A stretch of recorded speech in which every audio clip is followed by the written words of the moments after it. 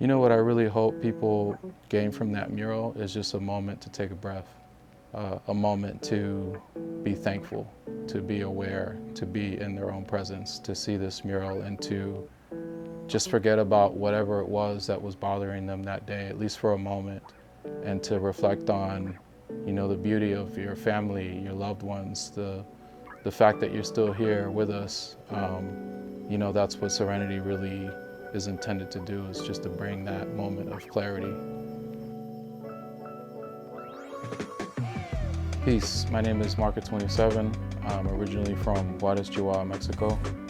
Currently based in Brooklyn, New York. I'm a visual artist. I've been a visual artist pretty much my whole life since childhood, It wasn't until, I'd say, high school that I started learning about Mexican muralism and really got heavily involved with graffiti culture, painting trains, really just combining what those two worlds are is what got me where I am here today. The piece that I did for Bridgeport, it's called Serenity.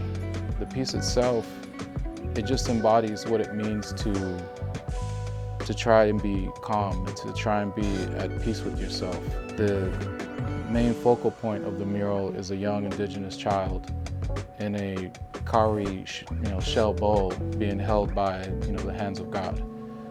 These things are all symbols, that just kind of reflects what it is that we take for granted every day as people. We have so many things going on in the world and so many things that, cause stress, trauma when you think about it, that we tend to forget about all the good things, all the beauty that's, we've inherited as human beings in terms of culture, what our ancestors have done for us. The mural Serenity itself has a lot of symbolism from multiple indigenous cultures, and also has a lot of symbolism when it comes to Native American, African, also Mexica. So that mural, it really symbolizes unity within different cultures and also expresses the similarities that we have as human beings.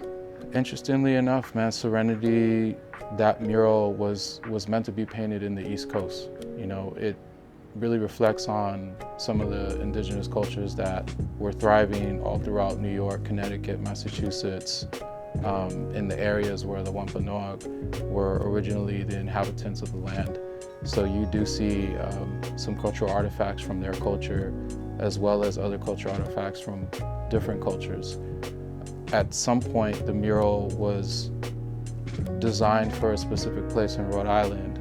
It wasn't accepted, but the design itself was something that could really resonate in so many other areas, that when Bridgeport, came calling, it just was meant to be, and I'm glad it ended up in Bridgeport. Public art is incredibly important to me, and it should be for everyone, honestly, because public art is the voice of the people.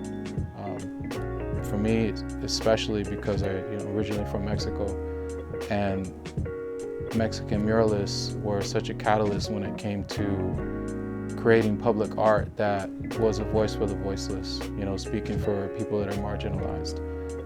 From Diego to Cisqueros to Orozco, you have the giants from Mexico that were creating artwork that was in protest of the government at the time, fighting for workers' rights, standing up for exploitation. The things that were extremely important to them was reflected onto the work, but it also spoke for the people that couldn't speak for themselves. And I think public art, when done correctly, it doesn't have to be political, but it can speak to culture, it can speak to representation, and most importantly, it can educate as well.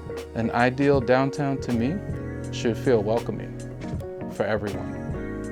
It should feel safe, it should feel welcoming, it should feel exciting and vibrant, and it should be a place where people can also feel like they can create their own moments. They can activate, their own opportunities to, be a street vendor or to, do a performance piece. I think that downtown and any major city should be thriving.